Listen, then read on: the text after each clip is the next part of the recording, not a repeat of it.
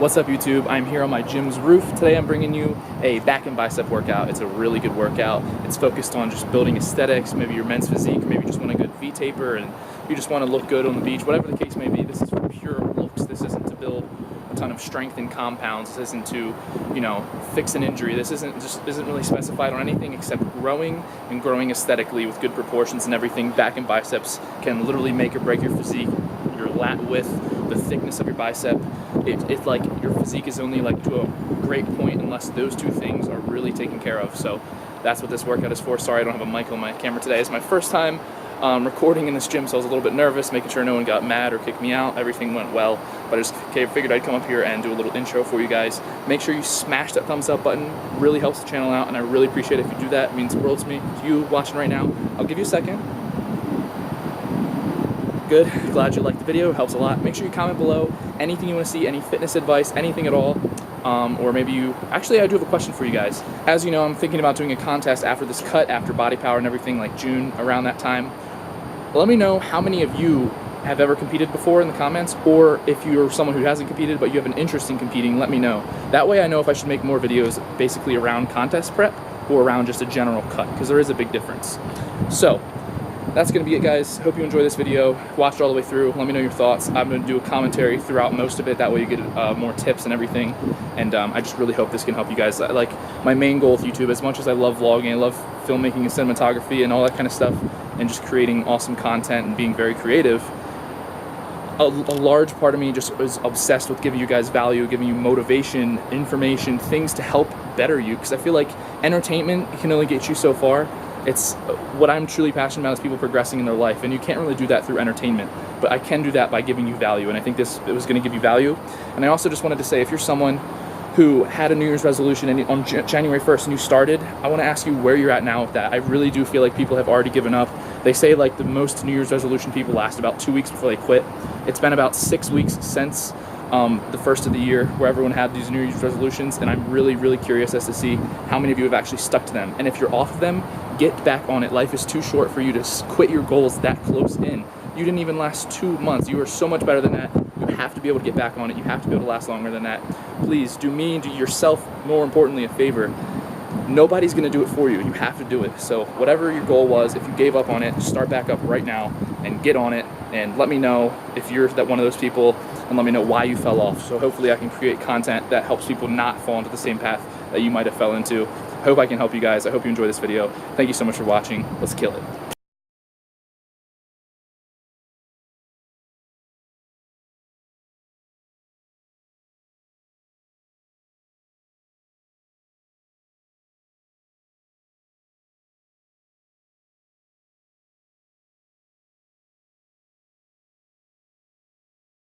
Welcome to this video, guys. If you are brand new to my channel, make sure you click subscribe. It's the most important thing you're going to do today. But let's get right into the workout. I really do hope this helps you guys find something that helps you kind of get to that next level with your physique. But right here we're warming up with pull-ups. I think pull-ups are the best kind of exhaustion method, and also post-exhaustion, something to kind of finish off your back with. I think it's great for that. I do 3 sets of just about everything you'll see in this workout. I show 1 set of everything, and I also only do about 10 to 12 reps. For kind of hypertrophy rep range, it's technically like 8 to 12, I believe. I choose to do around 10 to 12, usually 10 on some lifts and 12 on some more important lifts. Right here I'm doing lat pull downs. As you can see, I'm not leaning back too far. I'm kind of just pulling it right towards my upper chest, which is definitely where you want to be doing that at. And right here, next exercise is going to be single arm cable row. I think this is probably my favorite back exercise. I've said this in numerous videos, but I think this exercise alone has contributed to the most amount of back development as fast as I saw it. If you don't know my story, first time I competed, my weak point was my lats by far. Second time I competed, I had the nicest back on the stage. That's just how it went. I just destroyed my back for a whole year, and this is an exercise I used to do that. Now, moving on to the next exercise here.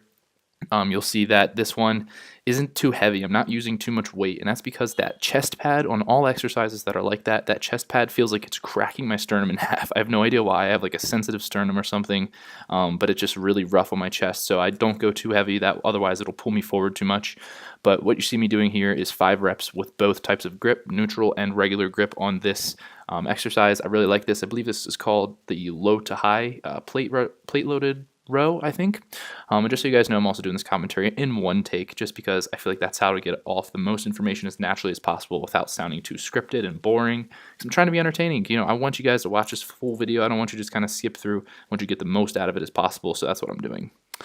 Moving on to the next exercise, this one is just the simple pull downs, but this is with the neutral grip. It's not the really close grip one.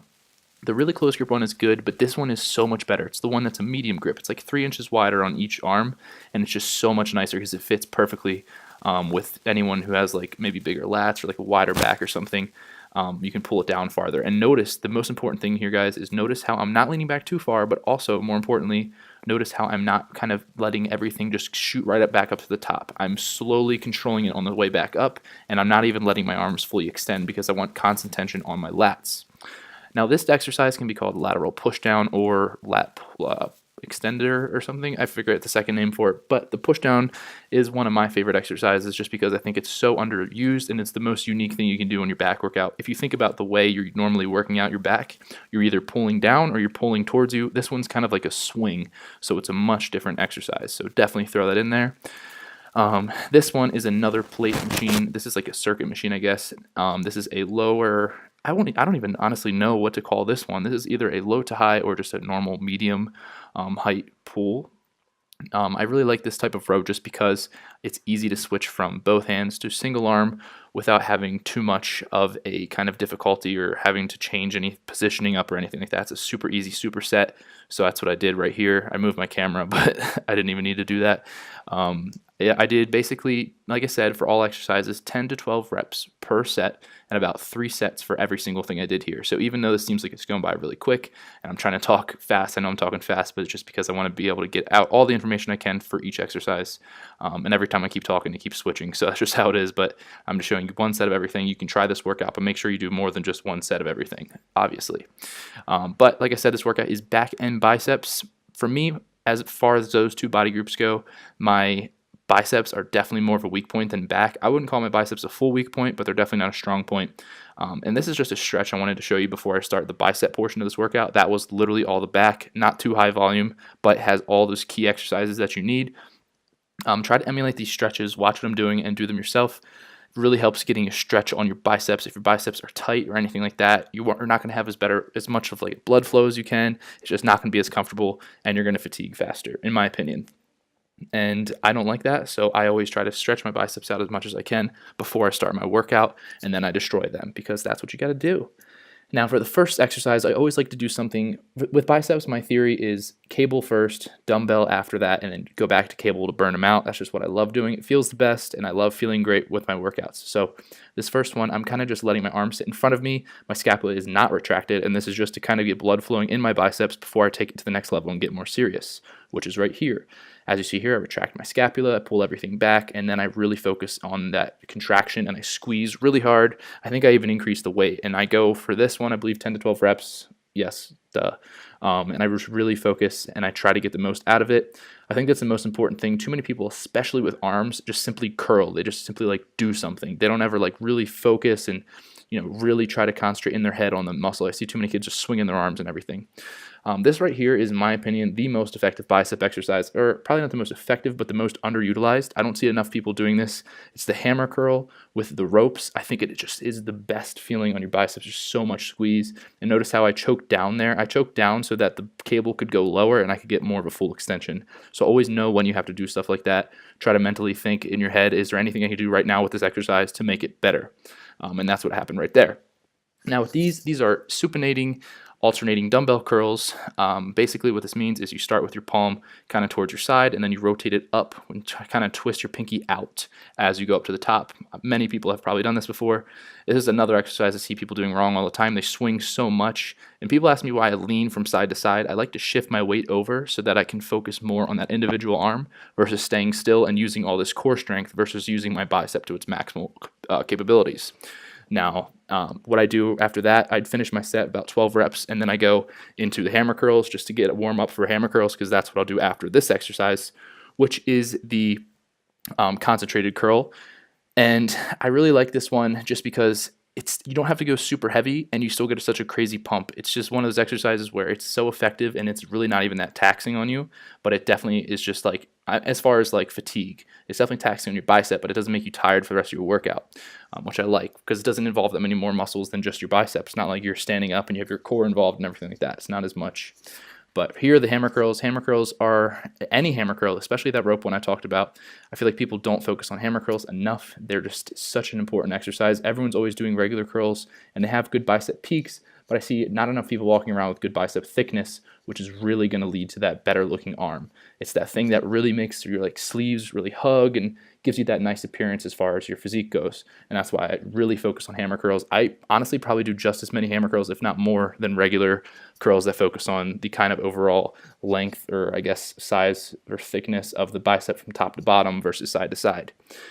Now, then again, guys, keep in mind, that sounded very bro science now that I'm thinking about it. It's true though. However, any bicep exercise is going to hit pretty much your whole entire bicep. It's just certain exercises focus on more things than others, with just about any other body part that you have too.